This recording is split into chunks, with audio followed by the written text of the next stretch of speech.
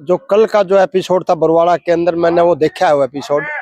मैं आपको 2009 में ले जाना चाहता हूँ, जिस टाइम प्रोफेसर संपत सिंह ने कांग्रेस पार्टी ज्वाइन की थी। उस समय जिस टाइम 2009 के अंदर विधानसभा का चुनाव हुआ, प्रोफेसर संपत सिंह जी को नलवा से कैंडिडेट बनाया गया था, जयप्रकाश जी को आदमपुर से बनाया गया था। और 2009 में नया परिसीमन के तहत 18 गांव बटुअल के आदमपुर के अंदर मिलाए गए थे और संपत सिंह को नलवा से टिकट दिया गया था। और संपत सिंह नलवा चुनाव हार रहे थे, जसमा चुनाव जीत रही थी, कुलदीप बिश्नोई आदमपुर चुनाव हार रहे थे, जयप्रकाश जी आदमपुर चुनाव जीत रहे थे। संपत सिंह और कुलदीप बिश्नोई ने एक सेटिंग की, एक समझौता किया कि आदमपुर में कुलदीप बिश्नोई को जिता दूंगा और नलवा कुलदीप बिश्नोई ने कहा कि मैं संपत सिंह को जिता दूंगा। एक समझौते के तहत आदमपुर में जयप्रकाश जी को हराया गया, कुलदीप बिश्नोई को जिताया गया और नलवा के अंदर संपत सिंह जिताया गया, जसमा देवी को हराया गया। ये एक बड़ा समझौता था संपत सिंह का कुलदीप बिश्नोई के साथ। और बात आती है जब आदमपुर का फिर बाई इलेक्शन जयप्रकाश जी ने लड़ा, संपत सिंह जी ने खुली खिलाफत की। और 2024 का जिस टाइम लोकसभा का चुनाव लड़ा गया तो संपत सिंह ने, जो यहाँ के हमारे लोकसभा के प्रत्याशी थे इशार थे श्री जयप्रकाश जी, उसका खुलकर विरोध किया। और खुलकर विरोध किया, उसका मार्जिन जो हम 2 लाख से मान रहे, उसका मार्जिन कम हुआ जीत का, क्योंकि रामनिवास घोड़ेला ने, संपत सिंह ने, कुछ नेताओं ने खुलकर कांग्रेस पार्टी का विरोध किया था।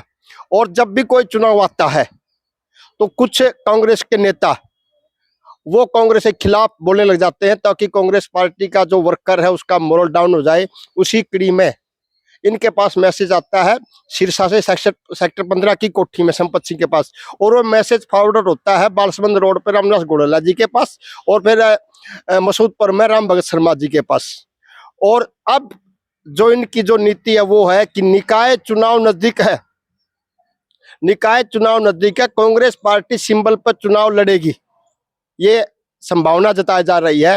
तो इसी कड़ी में ये लोग कांग्रेस पार्टी का कार्यकर्ताओं का मोरल डाउन करने के लिए पार्टी के खिलाफ बयानबाजी कर रहे हैं, पार्टी के बड़े नेताओं को टारगेट कर रहे हैं ताकि कार्यकर्ताओं का मोरल डाउन हो जाए। लेकिन अब प्रदेश का कार्यकर्ता, जिले का कार्यकर्ता ये समझ चुका है कि ये आप चले हुए कारतूस हो चुके हैं, इनका राजनीति में भविष्य खत्म हो चुका है। इसलिए अब कोई भी कार्यकर्ता इनकी बात को गंभीरता से नहीं लेता।